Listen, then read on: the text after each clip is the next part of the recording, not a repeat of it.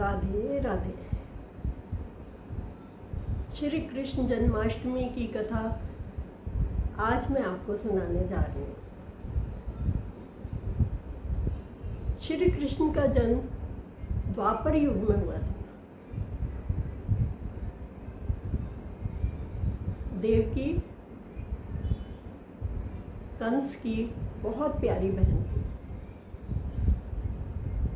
आज देवकी का विवाह था। विवाह की बहुत तैयारियां चल रही थीं। कंस जगह जगह झालरें, सुंदर सुंदर झालरें और फूलों की खुशबुएं, बिल्कुल दुल्हन की तरह से सजा हुआ था कंस का महल। देवकी ने कंस ने कोई कमी नहीं छोड़ रखी थी अपनी बहन के विवाह के लिए। सारी तैयारियां थी। अब विवाह हुआ, बारात आई, विवाह संपन्न हुआ। उसके पश्चात देवकी की विदाई का समय आया। विदाई के समय कंस स्वयं देवकी को विदा करने के लिए खड़ा हुआ। उसी समय आकाशवाणी हुई, कंस, इसी देवकी के 8वें पुत्र से तेरी मौत है, यही तेरा वध करेगा। देवकी का 8वां पुत्र ही तेरा वध करेगा। जैसे ही कंस ने ये सुना, क्रोध, इतना तेज उसको क्रोध आया, क्रोध में बिल्कुल पागल हो गया कि देवकी के 8वें पुत्र से मेरा वध लिखा है, तो ये तो बहुत गलत है। उसने निश्चय किया कि देवकी और वसुदेव दोनों को कारागार में डाल दिया जाए। जब ये कारागार में रहेंगे तो इनके जो पुत्र पैदा होंगे उन सब का मैं वध कर दूँगा। ये सोच के देवकी और वसुदेव दोनों को वो कारागृह में डालने लगा। बहुत रोई देवकी, भैया मुझे माफ़ कर दो, भैया आपने ये सोच ही कैसे लिया? क्या आपका भांजा आपका वध करेगा क्या? आप ऐसे कैसे सोच रहे हो? ऐसा नहीं हो सकता भैया, हमें छोड़ दो, हमें मत डालो कारागृह में।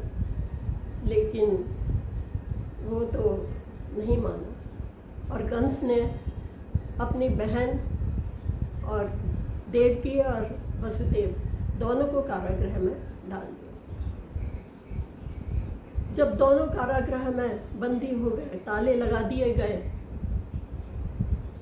अब देवकी के कुछ समय पश्चात पुत्र हुआ। जैसे ही पुत्र हुआ, उसकी खबर कंस तक पहुंची। कंस ने कहा कि अच्छा, पुत्र हुआ है, अभी मारता हूँ, और गया और जा कर के उसने वध कर दिया। इस प्रकार से देवकी के 7 पुत्र हुए, 7 का वध कंस ने कर दिया। जब 8वां पुत्र देवकी के गर्भ में था तो वह स्वयं श्री कृष्ण थे। उन्होंने स्वप्न में देवकी और वसुदेव को कहा कि मुझे यहाँ से ले जाओ और मुझे यशोदा का पुत्र बन करके रहना, मुझे वहाँ छोड़ो। नंद यशोदा के यहाँ पलूँगा मैं, और उनके जो संतान हुई है वो आप अपने साथ ले आना। तो उन्होंने कहा ठीक है। जैसे ही पुत्र हुआ,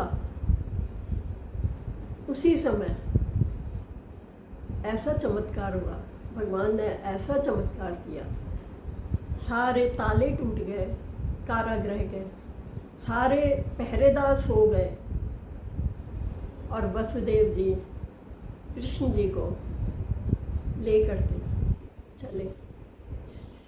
ऐसी भयानक काली रात, बहुत भयानक काली रात थी। नदी उफान पे, जमुना नदी में इतना पानी कि जो आधे पूरे डूबने वाले थे, किंतु भगवान थे, भगवान को एक सूप में लिटा करके और वसुदेव जी अपने सिर के ऊपर रख करके ले जाने लगे। वासुकी नाग जो था उसने उनकी छतरी बंद करके उनके ऊपर आ गया, क्योंकि वर्षा बहुत तेज हो रही थी। और जमुना नदी ऐसा लग रहा था जैसा कृष्ण भगवान के चरण छूने के लिए आ रही ऊपर उफान पे। ऐसे ही करते करते वो यशोदा जी के घर पहुँचे। वहाँ जा कर के देखा तो यशोदा जी के पास जो बालक था वो कन्या थी।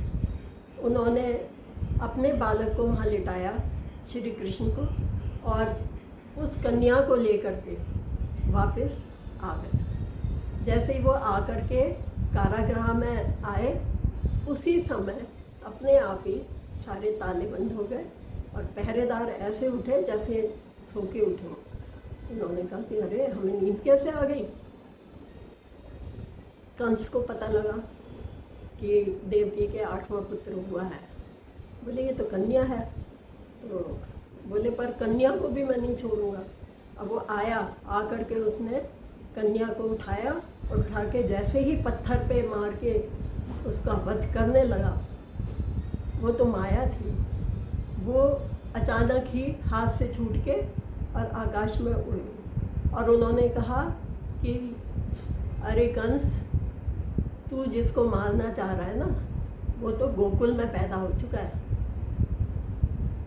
कंस ने कहा कि अरे, इस प्रकार से श्री कृष्ण का जन्म हुआ, द्वापर युग में हुआ, अष्टमी के दिन हुआ। तो जो श्री कृष्ण थे उनका लालन पालन माता यशोदा ने किया।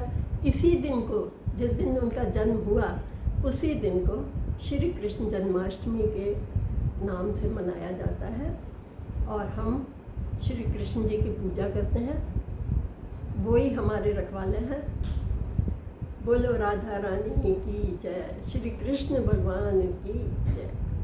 राधे राधे।